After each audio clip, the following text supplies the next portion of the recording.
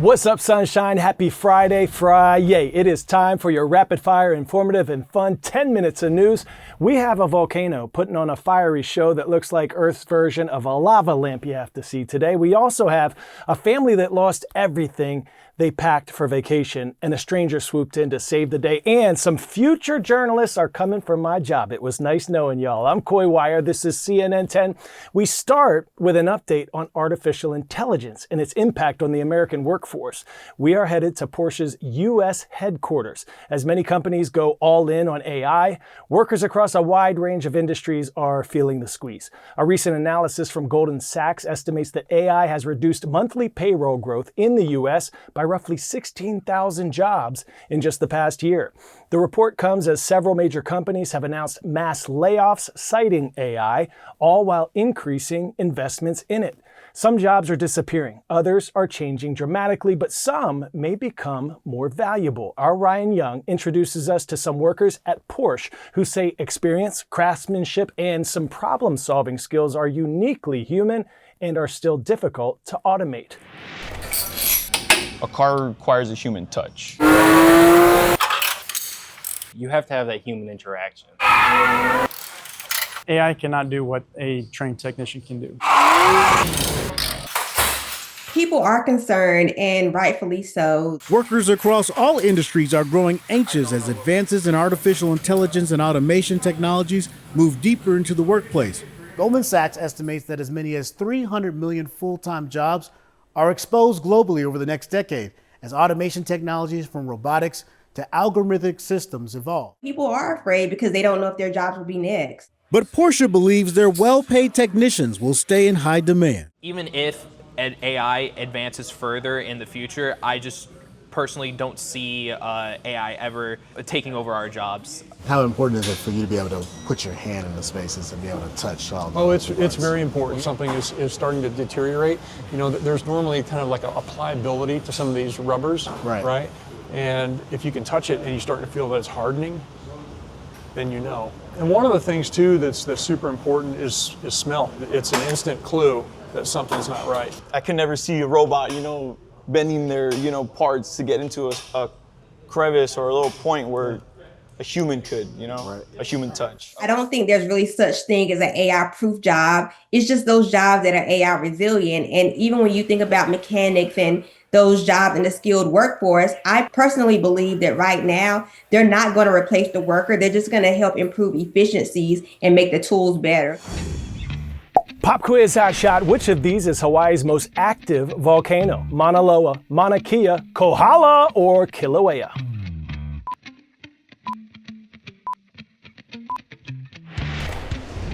If you said Kilauea, you're absolutely lava-ing this quiz. At roughly 280,000 years old, Kilauea is Hawaii's youngest and most active volcano. Scientists estimate in just the last 1,000 years, lava flows have resurfaced nearly 90% of it. Basically, Mother Nature hitting the refresh button over and over. Speaking of refresh buttons, Earth's been running one of its most spectacular updates yet. Take a look at this. This incredible video shows lava erupting from Hawaii's Kilauea volcano. The eruption is part of an ongoing series of spews that began in December of 2024, with lava fountains repeatedly bursting skyward. For scientists, Kilauea offers a rare opportunity to study one of the planet's most active volcanic systems. All right, now, as much as I'd love to keep this job forever, great storytelling depends on the next generation of journalists rising up and asking great questions. I got a chance to meet some of them, and they put me to the hot seat for some mock interviews, and let me just tell you, these students came prepared. Are you a pineapple on pizza type of guy, or just keep it plain? This interview's over. A couple of weeks ago, I spoke with students as part of CNN Academy, a program to help nurture the next generation of journalists. A total of 80 students. This group of college-age and new graduates come from across the country, from Penn State to where this panel was held, Georgia Tech. So what, as a reporter, helped you develop skills from playing in the NFL? Teamwork. And as that teamwork aspect, you have to be able to go and work with a team, with producers, work with directors and shoots. So what have you been able to take away from the teamwork aspect? See how she did a follow right there? But sometimes you'll get people like teamwork. And they didn't really want to talk about it. What a better way to learn about reporting than to get right into the hot seat and let them interview me. What advantages does being a good team player, being able to operate as a member of a team have when it comes to being a journalist? Like, where does that give you an edge as a journalist as compared to people who maybe aren't so good at working on a team? I played 9 years in the NFL and the average career is 3. Were there more talented players than me physically? Yep. But no one's going to outwork me. No one's going to be more coachable, and no one's going to be a better teammate. And so same thing in TV, very cutthroat industry, radio, whatever it is. I mean, there are people who would love to take your job.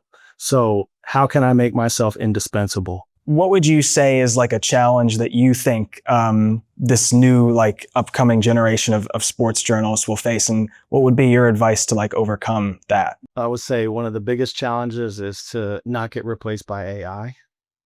And I say that part jokingly, but like quite serious.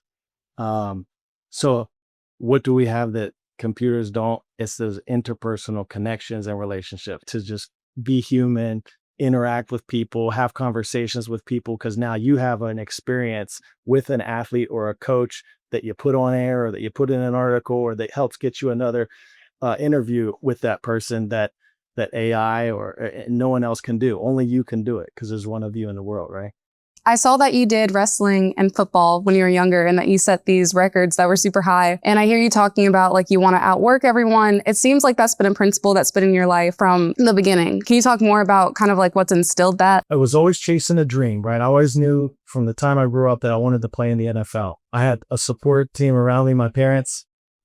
My mom cut seatbelts out in the back of the car, made a harness for me so I could drag tires, moved to a bigger school district so I would get noticed by colleges. And so what I'm getting to here is having a yes coach mentality all on the way, like having my dream, having my goal, but sometimes that's not what God has made us built to do, or is not our ultimate path. And you may not know that yet, but if you have that yes coach mentality, so I go to defense, I led the team in tackles. All of a sudden, I'm the only player in Stanford football history to lead the team in rushing one year, tackles in another. But if I had said, no, I'm a running back, I'm going to be a running back in the NFL, I wouldn't have had that.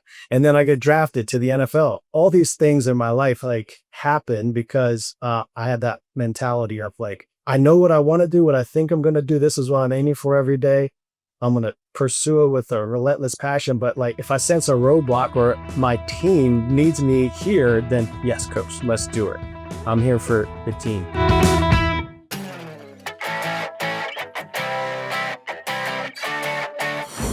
Today's story getting a 10 out of 10, a fantastic reminder that kindness can take you farther than any road trip.